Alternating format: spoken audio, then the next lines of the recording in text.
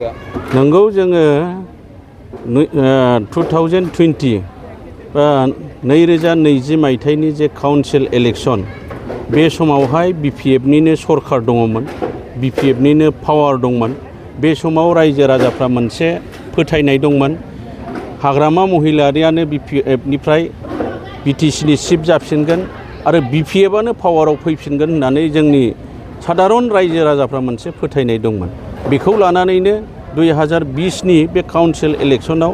बांसिनै माने BPFनो भट होनाय जादों रायजो राजाफ्रा। दा देबोरगाव समस्ति हिसाबै जोङो 5000 भटआव जेनदोंमोन आरो 2020 मायथाइनि बोसोरसे उनाव जेब्ला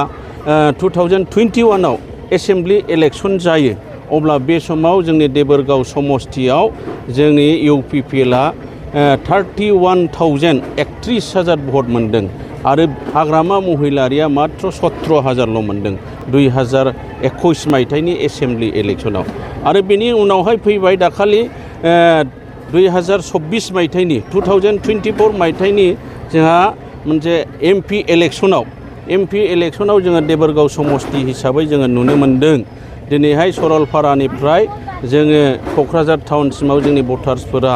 माबा मोनसे भुल गोरोन्थिनि थाखाय हयथ' एसे भटआव जेनदों, 1100 भटआव जोङो UPPLआ देबोरगाव समस्ति हिसाबै जेनदों। नाथाय MP इलेक्शन जोबखांनायनि उनाव रिजाल्टनि उनावहाय जोंनियाव दिनैसिमाव 4000नि बारा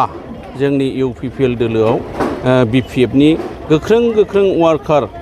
BPFनि दैदेनगिरि लोगोसे BPFनि जाय बिथांमोनहा BPFखौ दैदेनहोनायनि खामानि मावोमोन बिथांमोनहा दिनैसिमाव जोंजों जयेन जाफैजोब्बाय। जायफोरानाखि BPF इउथ अफिसाव थानानै खामानि मावोमोन, जायफोरानाखि BPFनि जानानै गोख्रों खामानि मावोमोन, बे बिथांमोनहा दिनैहाय जोंजों लोगोसे थानानै UPPLनि थाखाय सानहर खामानि मावगासिनो दङ आरो भबिष्यतआवबो बिथांमोनहा खामानि मावलांबाय थागोन। आरो बे नोजोरै जोङो नायनो थाङोब्ला नुयो जोङो देबोरगाव समस्ति हिसाबै 2025 मायथाइनि BTC इलेक्शनाव जोङो देरहासार जागोन रोखा आरो 110% रोखा होननानै जों बुंनो हायो।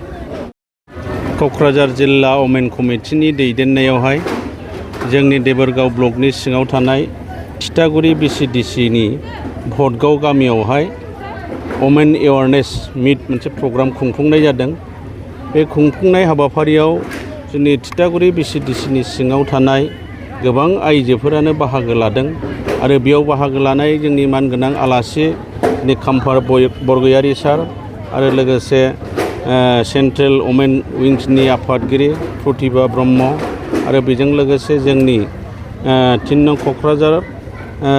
ST LACनि MLA मानगोनां लरेन्स इस्लारि सार बिथांमोनहा दिनै आइजोफोरनि सायाव गोबां बेसेन गोसा बिबुंथि लाखिलांदों आरो बेनि गेजेरजों जोङो फोथायदों बे ओनसोलाव थानाय गोबां बिमा माहारिफ्रा आइजोफ्रा दिनै बुजिनो हादों आरो बे थिथागुरि BCDCनि सिङाव थानाय गासै मोन 10टा राजबंशी गामिफोर दङ। बिनिफ्राय गोबां आइजोफ्रानो बाहागो लादों आरो बिनि अनगायैबो जोंनि बर' आइजोफ्राबो बाहागो लादों आरो बेयाव बाहागो लानानै बिथांमोना बुजिनो हादों आरो फैबाय थानाय समावहाय जोङो देबोरगाव समस्तियाव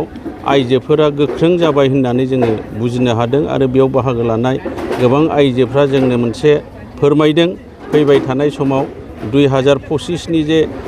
BTC इलेक्शन जागोन बे इलेक्शनावहाय बिथांमोनहा UPPL सरकारखौनो